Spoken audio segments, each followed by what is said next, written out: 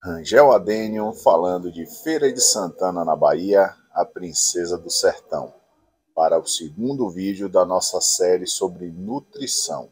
Hoje o tema é potássio. Você sabe para que é que serve o potássio? Sabe como é que sua rosa do deserto usa o potássio? Então, se está chegando agora, dá essa moralzinha, se inscreve no canal, não custa nada, compartilha nos seus grupos de WhatsApp aí de Rosa do Deserto e vai estar servindo a outras pessoas também que são apaixonadas por Rosa do Deserto, assim como nós. O potássio ele é um nutriente que é utilizado assim em larga escala, né, pelas suas plantas, assim como o nitrogênio, que a gente tratou no primeiro episódio da série. Né, o potássio está na estrutura das plantas, né, ele é responsável pela formação das estruturas, né, das nossas rosas do deserto.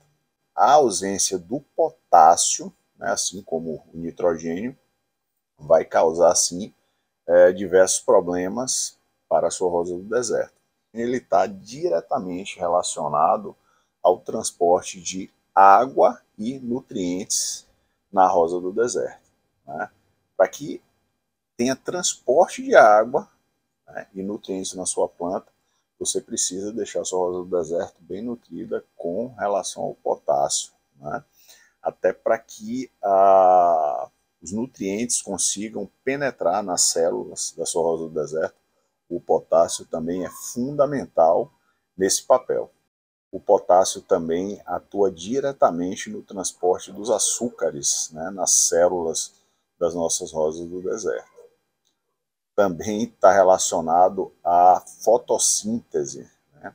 Falei no capítulo anterior da importância do nitrogênio na fotossíntese. O potássio atua também diretamente na fotossíntese. Então, deficiência de potássio vai causar problema também com relação à fotossíntese.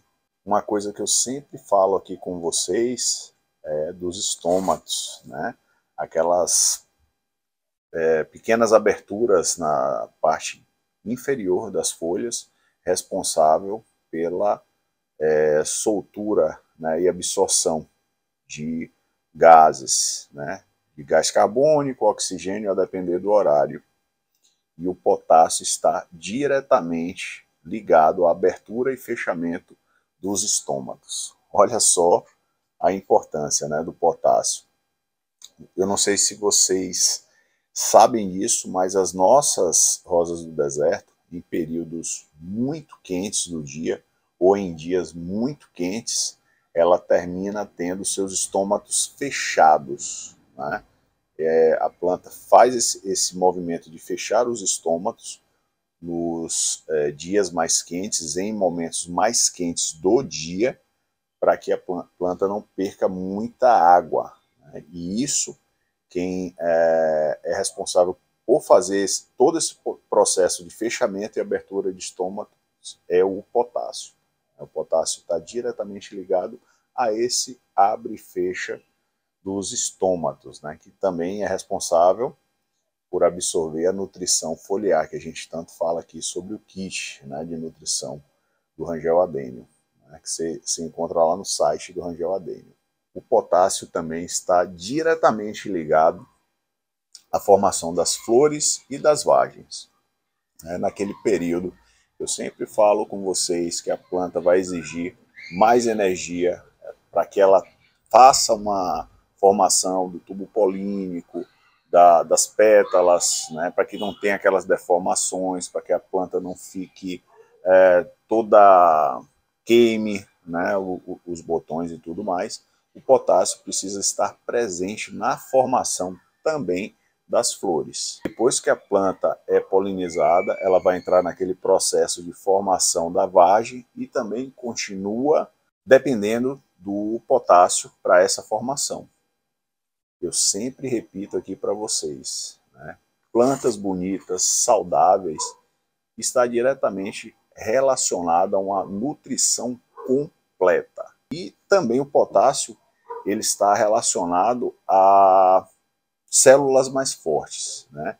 Ele está ali para fortalecer as paredes celulares da sua rosa do deserto. Então, se a planta também tem carência de potássio, estará com as células mais fracas, favorecendo o ataque de pragas, né? Muitas vezes sua planta está ali sendo atacada por pragas, ela não está conseguindo se defender porque está com carência de potássio, né? Isso não significa que sua planta não vai sofrer ataque de praga, né, gente? Se estiver com potássio em dia. Longe disso, não estou falando isso aí. Mas está diretamente relacionado ao fortalecimento celular, né? Desenvolvimento de raízes, aquelas raízes que estão com apodrecimento muito fácil, né? Por nada ela está ali apodrecendo, também carência de potássio.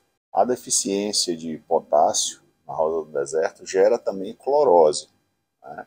Eu vejo algumas pessoas tentando identificar a deficiência da planta, né, por alguns aspectos da folha, né? Então, clorose tanto acontece com nitrogênio quanto com potássio, como alguns micronutrientes também.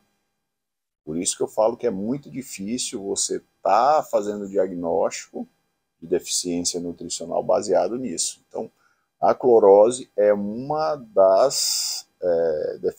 a deficiência do potássio gera clorose também. Então, folhas amareladas, né?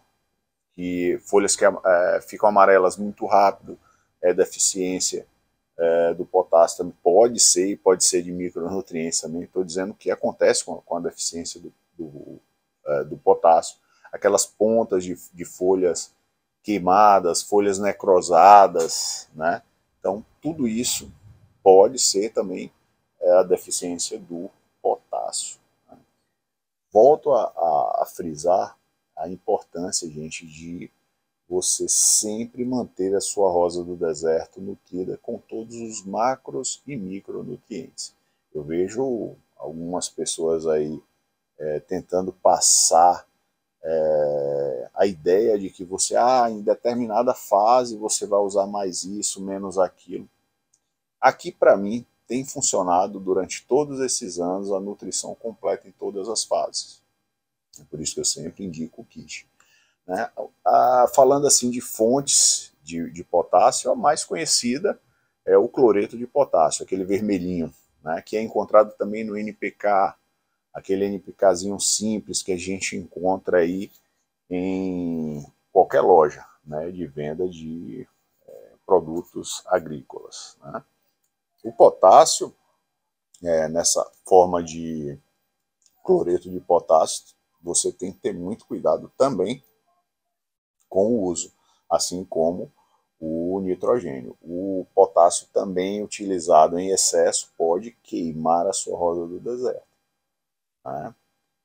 E pode também gerar aquele processo de salinização do substrato, fazendo com que a planta, ao invés de puxar água e nutrientes do substrato, também perca água e nutrientes para o substrato.